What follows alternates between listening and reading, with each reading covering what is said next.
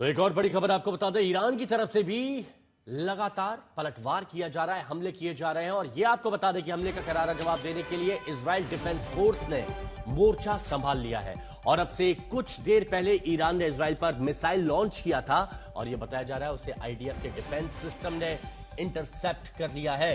Israel की तरफ से दावा किया जाता है कि ईरान की तरफ से जो बैलिस्टिक मिसाइल या फिर अलग अलग आज तो क्लस्टर बम भी ईरान की तरफ से दागे गए थे और वो तस्वीरें भी देखने को मिली थी।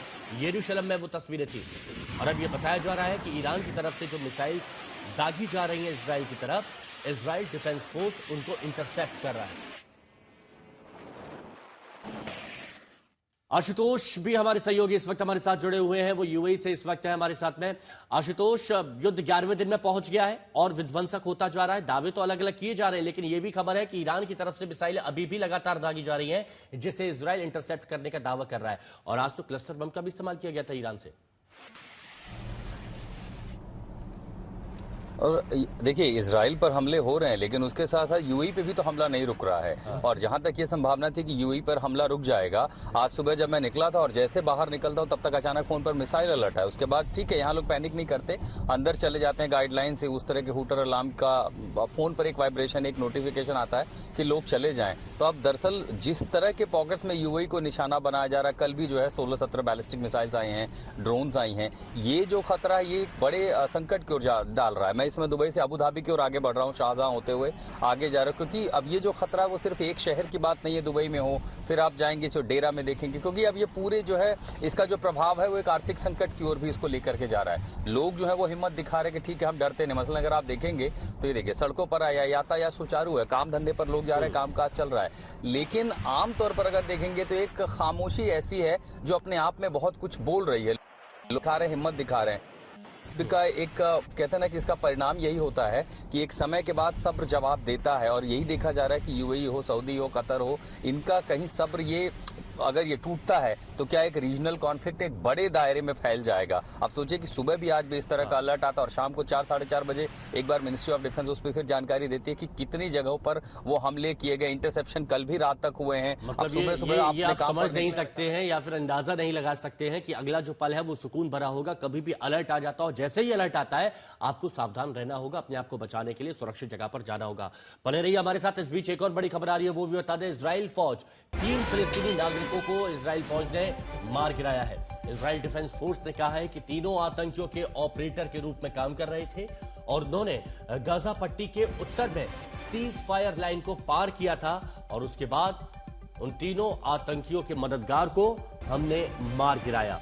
सीज फायर लाइन पार करने के दौरान यह कार्रवाई की गई है और तीनों को मार गिराया गया है। अशरफ वानी हमारे सहयोगी हमारे साथ में जुड़े हुए हैं। अशरफ, इजराइल की तरफ से दावा किया गया कि 3 फिलिस्तीनी नागरिकों को जो आतंकियों के मददगार थे, ऑपरेटर थे, उनको मार गिराया गया गाजा पट्टी के उत्तर में।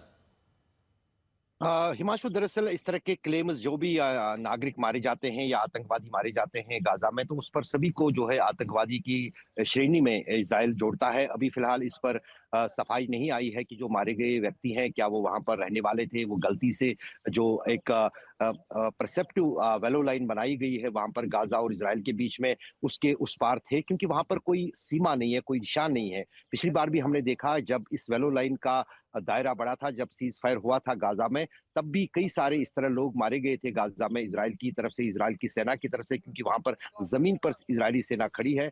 अभी फिलहाल ये पुष्टि होना बाकी है कि जो मारे गए 3 लोग हैं क्या वो नागरिक थे या फिर आतंकी थे। ये हुई वहां की बात। लेकिन दूसरी तरफ अगर हम देखें तो कहीं ना कहीं जिस अंदाज से पिछले 10-11 दिन से युद्ध चल रहा है ईरान, अमेरिका और इजराइल का, उस बीच जितने भी प्रॉक्सीज हैं या जितने भी मददगार ईरान के हैं वो बहुत एक्टिव हो गए हैं। मैं इस वक्त लेबनान में हूं, यहाँ से हिजबुल्लाह बहुत एक्टिव हो गया है पिछले 10 दिन के दौरान। और वही कुछ ऐसा लग रहा है कि कहीं ना कहीं हमास को भी लग रहा है कि जिस अंदाज से प्रहार हो रहा है इजराइल पर, इजराइल ईरान से भी, हिजबुल्लाह की तरफ से भी, हुतीज की तरफ से भी, वो भी क्यों न। अशरफ, चूंकि आपने तस्वीरें दिखाई तो उन तस्वीरों में दिख रहा था कि कहां पर वो धुआं दिखाई दे रहा था, कहां हमला किया गया। आप बहुत अच्छे तरीके से समझा रहे थे। तो एक बार तस्वीरों के जरिए जिस जगह पर आप मौजूद हैं वहां की इंपॉर्टेंस, वहां के हालात को समझा सके तो और बेहतर।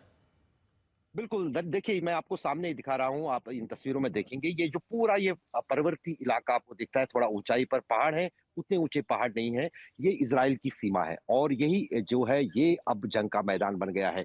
यहाँ पर आपको 4-5 स्ट्राइक्स हुई हैं तब से जब से मैं आपसे बात कर रहा हूँ, लेकिन धुआँ जो है थोड़ी देर रहता है क्योंकि समुद्र है, समुद्र का हवा उस धुआँ को जल्दी जो है साफ करता है, लेकिन 5 स्ट्राइक्स यहाँ पर मेरे सामने हुई है क्योंकि ये जो ड्रोन स्ट्राइक्स होती हैं, चाहे फिर एरियल स्ट्राइक्स भी हो, आपको एक छोटी-सी आवाज़ आती है जैसे कि हवा की कोई लहर चल रही है। हाँ। जिस तरह से बम की आवाज़ आती है दूसरी जगह पर तो दूर-दूर तक वो बम की आवाज़ सुनाई देती है, लेकिन आईडीएफ की तरफ से जो ये एरियल स्ट्राइक्स होती है, उनमें उतनी ज़्यादा आवाज़ निकलती नहीं है। आपको तभी भनक लगती है जब कहीं से धुआँ उठता है कि ये बम कहाँ गिरा है। मैंने पूरी देर कैमरा ऑन रखा था, लेकिन ये मैं नहीं समझ पाया कि किस दिशा में जो है ये इज़राइली एयर स्ट्राइक्स हो रहे हैं। ये टेक्नोलॉजी का प्रभाव है और उनके पास जो क्षमता है, सैन्य क्षमता खासतौर से वायुसेना में, वो साफ दर्शाता है। उसके बाद आप ये मेडिटेरियन सी देखेंगे, इसमें भी हलचल बहुत तेज़ है।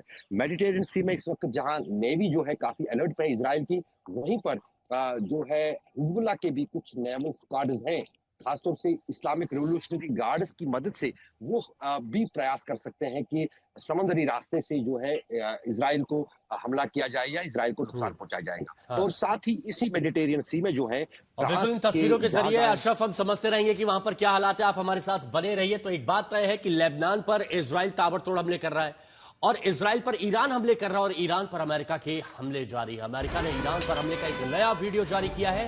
वीडियो में अमेरिकी एयरक्राफ्ट में फाइटर जेट उड़ान भरते दिख रहे हैं। अमेरिकी एयरक्राफ्ट से फाइटर जेट उड़ान भरते दिख रहे हैं। साथ ही साथ तेहरान समेत कई इलाकों पर अमेरिका की तरफ से मिसाइल अटैक करते दिखाया गया है। ये वीडियो देखिए। और युद्ध में एक बहुत अहमियत ये वीडियो भी निभाते हैं, जो कहा जाता है कि एक दबाव बनाने की तैयारी होती है। अब ये देखिए, ये अमेरिकी युद्धपोत और यहाँ से मिसाइल लॉन्च करते हुए देखा जा सकता है। यहाँ से फाइटर जेट्स को उड़ते हुए देखा जा सकता है और ये वीडियो अमेरिका की तरफ से जारी किए गए हैं और ये बताने की कोशिश होती है कि देखिए हम कितना तैयार हैं, हम इस युद्ध में कितना आगे हैं और दुश्मन को काफी पीछे छोड़ा गया है।